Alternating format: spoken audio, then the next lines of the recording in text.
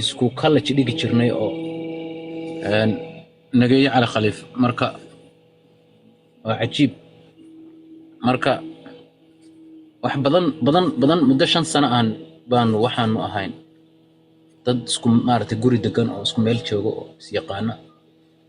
ninka kalena waa noo iman jiray oo waa arki jiray oo in badan baan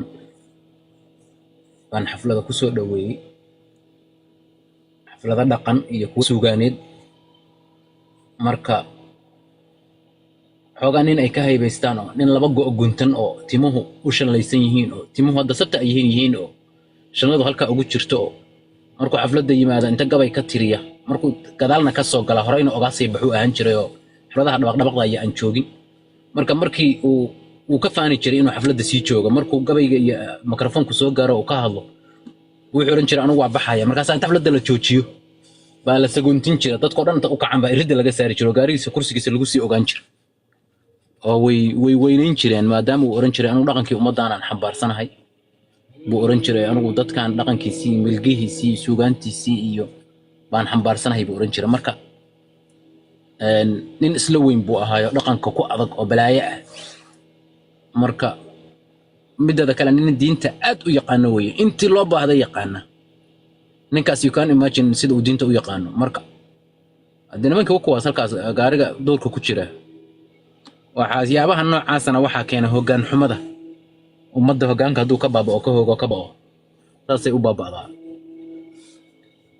dagaalkan bariga dhexe hadda waa la isu bareeray wuu alamtara wuu dhaafay dagaalka bariga dhexe waa xaaladiisu ma aqaan aniga waxa walwalka igu haya dagaalku inuu dhacayo iyo sidoo u socdo iyo dagaal in la aaday waa ogahay laakiin waxa walwalka igu haya waxa weeye Soomaalidu waa dad ku tiirsan maartay nolosha maalinlaha ah oo wax soo saar iyo nolol kale iyo waxba aan ku tiirsanayna iyadoo nolosha maalinlaha ku tiirsan marka mushkiladda Soomaalida mushkiladda macnaha dadka ugu waa sida uu Falastiin u saameynayo inoo saameynaya haddii loo baahdana inta la inoo yimaada la ina qaadanaya oo dhalinyarada la kaxaysanaya magaalooyinka laga kaxaysanaya maadaama aan dawlad iyo nidaam iyo system iyo waxba jiran sharcina uusan shaqaynaynin waa duurka laga soo ururinaya dagaalka la isgelinaya marka dagaalku saameyn adag buu nagu leeyahay marka waxyaalaha kale oo jira waxa ka sharci ma shaqaynaya eraboorradeena waa la isticmaalaya dekedeena waa la isticmaali doonaa waa la soo xog sheegan doonaa waa balaaya dhacays marka walwal badan buu kale inay ugu hayaan dadka qurbaha jooga ayagu waa dagaalkay galayaan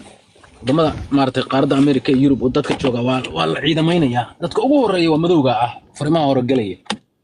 waa la ciidamaynaya oo la qaadanayo marka iyana waa dhibaato kale marka adduunka duu dagaal aado dadka lagu shida xaabada dadka lagu shida ayayna noqonayna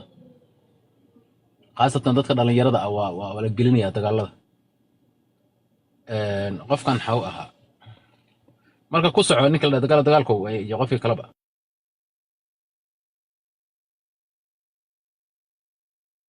ما هنا الوسط sheegtay horta wadi salaamaya cabaar banuudka ku jira horta war ma hayo weyn oo aan sheego arinta inta ka dhawaajisay waan hayaa dagaalku horta